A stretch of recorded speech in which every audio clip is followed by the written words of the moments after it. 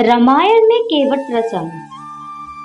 वाल्मीकि रामायण के अनुसार अयोध्या का राजमहल त्यागने के बाद भगवान राम, माता सीता, अनुज लक्ष्मण संग सर्वप्रथम अयोध्या के कुछ दूर मनसा नदी के समीप पहुंचे। वहां से गोमती नदी पार करके वह इलाहाबाद के समीप वैष्णवेपुर गए, जो राजागृह का क्षेत्र था। जहाँ उनकी भेंट केवट से हुई, जिसको उन्होंने गंगा पार करवाने को कहा था। वर्तमान में वैष्णवेपुर सिगरौरी के नाम से जाना जाता है, जो कि इलाहाबाद के समीप स्थित है। वही गंगा पार कर भगवान ने कुरई नामक स्थान में कुछ दिन विश्राम किया था। यहाँ एक छोटा मंदिर है, जो उनके विश्राम स्थल के रूप में जाना जाता है। रामायण में चित्रकूट का घाट कुरई से आगे भगवान राम प्रयाग, आज के इलाहाबाद की ओर गए। इलाहाबाद स्थित बहुत से स्मारक उन्हें वहां व्यतीत किए दिनों के साक्ष्य हैं। इसमें वाल्मीकि आश्रम, मांडव्य आश्रम, भरतकूप आदि प्रमुख हैं। विद्वानों के अनुसार यह वही स्थान है जहाँ उनके अनुज भरत उन्हें मनाने के लिए आए थे और श्री राम के मना करने के बाद उनकी चरण पादुकाओं को राज सिंहासन पर रखकर अयोध्या नगरी का भार संभाला था, क्योंकि तब दशरथ जी भी स्वर्ग सिधार चुके थे।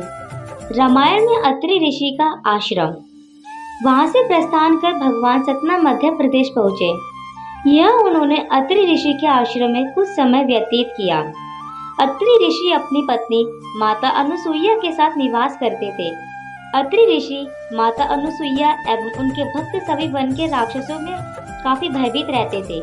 श्री राम ने उनके भय को दूर करने के लिए सभी राक्षसों का वध कर दिया। रामायण में दंडकारण्य। अत्रि ऋषि से आगे लेकर भगवान ने आगे पढ़ने वाले दंडकारण्य छत्तीसगढ़ के वनों में अपनी कुटिया बनाई। मान्यता यह भी है कि इस वन का एक विशाल हिस्सा भगवान राम के नाना एवं कुछ रावण के मित्र राक्षस वाणसुर के राज्य में पड़ता था। यहाँ प्रभु ने लंबा समय बिताया एवं नजदीक के कई क्षेत्रों का भ्रमण भी किया। पन्ना, रायपुर, बस्तर, जगदलपुर में बने हुए स्मारक स्थल इसके प्रतीक है। वही शहडोल, अमरकंटक के समीप स्थित सीता कुंड भी बहुत प्रसिद्ध है। यही पास में सीता बैंगरा एवं लक्ष्मण बैंगरा नामक दो गुफाएं भी हैं। रामायण में पंचवटी में राम।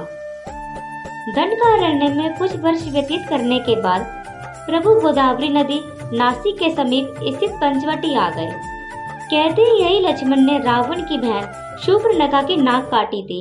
इसके बाद यह स्थान नासिक के नाम से प्रसिद्ध हो गया। संस्कृत में नाग को नासिक कहते हैं, जबकि पंचवटी का नाम गोदावरी के तट पर लगाए गए 5 वृक्ष पीपल, बरगद, आंवला, बेल तथा अशोक के नाम पर पड़ा। मान्यता है कि ये सभी वृक्ष राम, सीता, लक्ष्मण ने लगाए थे।